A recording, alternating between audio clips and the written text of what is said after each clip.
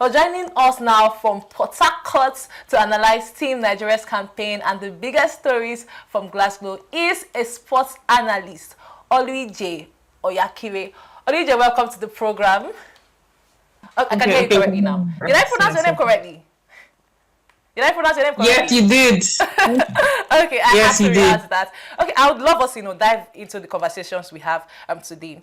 Oluje, Team Nigeria is someone who has followed this Commonwealth. You follow previous editions, 2022 Commonwealth. Now we are in the 2026 Commonwealth. And Team Nigeria is currently ranked 5th on the medal table, the highest ranked African nations at the 2026 Commonwealth so far. How would you assess Team Nigeria's overall performance? And would you describe this performance as a good start for Team Nigeria? Yes, I would actually regard it as a good start for Team Nigeria. I think that the people, we expected much from the power lifters. They delivered from a lot of the weightlifters, because I remember the African Championships for weightlifting happened, I think, in July or June. And most of the athletes who got medals there came to the Commonwealth Games and delivered again. Our track athletes, I know that most of us were hoping and expecting for a gold medal for the first time in the Commonwealth Games in the 100 meters, but we still won our first medal there in 20 years. So far with 6 gold medals, top of the African team, of the African teams competing in the Commonwealth, I would say that this is a good start, and especially because we still have some other events that I expect us to get medals in. So far it's been good. Okay, that's quite impressive for you. Talking about, you said something about, the good start and the gold medals, and expectations also from the team. Now, we've seen that Nigeria's Onome Omonola secured gold in the women's 53 kg category. Edidion Joseph also as well became champions at the men's 71 weightlifting event. The events we've had, which categories have you loved so far and you've seen much progress compared to the last edition? Okay, so I would say that our powerlifters always deliver. And I think what always shocks me is I've been watching the Olympics, I've been watching Paralympics for a very long time now. Some of those powerlifters have been competing since I was young. Folashade Oluwafemi Ayo that's my MVP so far, because for her to be this consistent in, like, I think it's about 20 years, she broke her world record again. I don't think I have watched her in any meet, whether it be the Paralympics, the World Championships of powerlifting, and in the Commonwealth Games, where she does not break her world record. And she did it again today. She broke her world record twice. In her category, I don't think anybody can stand toe to toe with her. I think it's a privilege for us to have the best, in my opinion, the best powerlifter in the entire world. She lifted, I think, 175 kg. No powerlifter in any weight category in the Paralympics powerlifting no woman has ever lifted 175 kg. So for us, Team Nigeria, to have an athlete of that caliber, we have to be proud. So you're proud of her. You're so proud. Of course. Okay. Yes. So also, I have to shout out. Okay, go on. I wanted to also shout out Rufiatu Lawal. I have seen her progress. So I know she competed in 2022. That was the first time I watched her. I think that was her first Commonwealth Games. She won the gold medal there. Her first Olympics, she got 5th place. But I've seen her improve upon that. So I knew she was going to win gold. But even minus the Commonwealth, when she goes to compete at World Championships, at the Paralympics, you can see the improvement. And I'm very excited to see what she does at the next Olympics. Okay.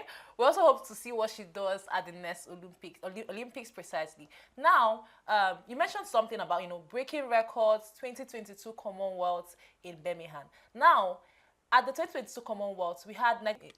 But I still want to ask you, I'm sure you've heard of the incentive given to the players by the NSC. Onome made an interview, I saw an interview where Onome talked about the incentive, how this is a motivation to the team, going into this tournament. What do you think about that incentive? Do you think it's enough for the team?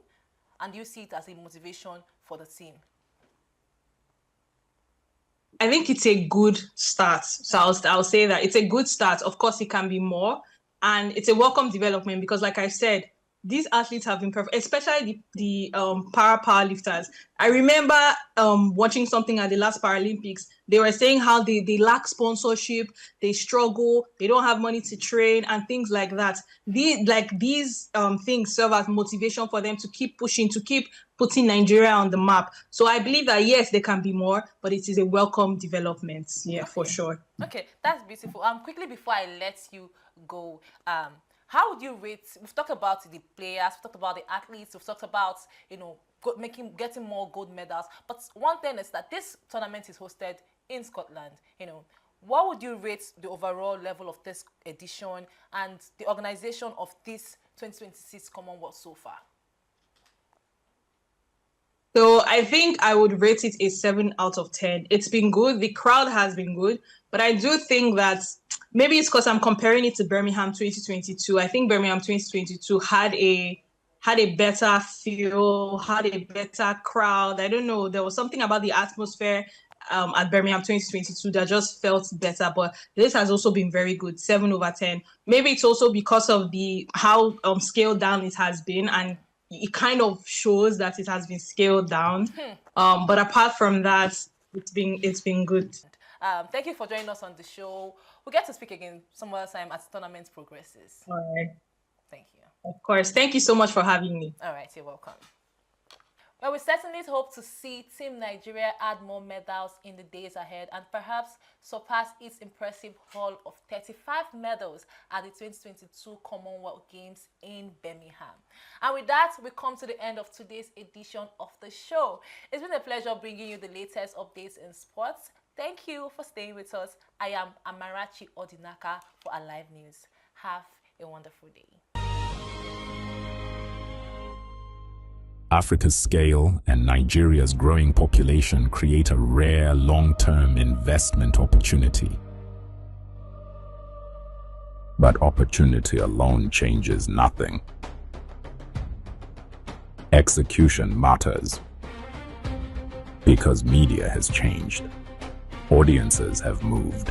Attention has fragmented. Trust has become scarce. The institutions that matter in the future will not simply distribute content. They will build trust. They will build communities. They will build influence. ANN was created for this moment.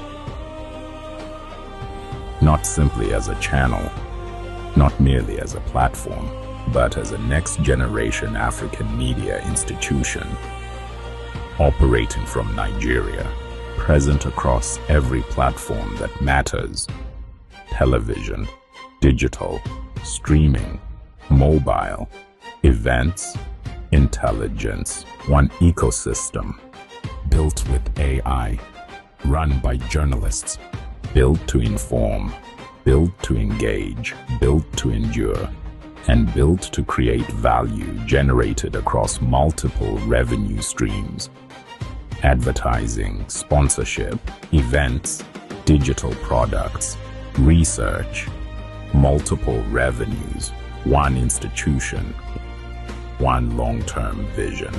The greatest opportunities are not discovered, they are built. The work of building has already begun. The Lagos studio is taking shape. The vision is coming alive. This is ANN, alive to Africa, alive to the world.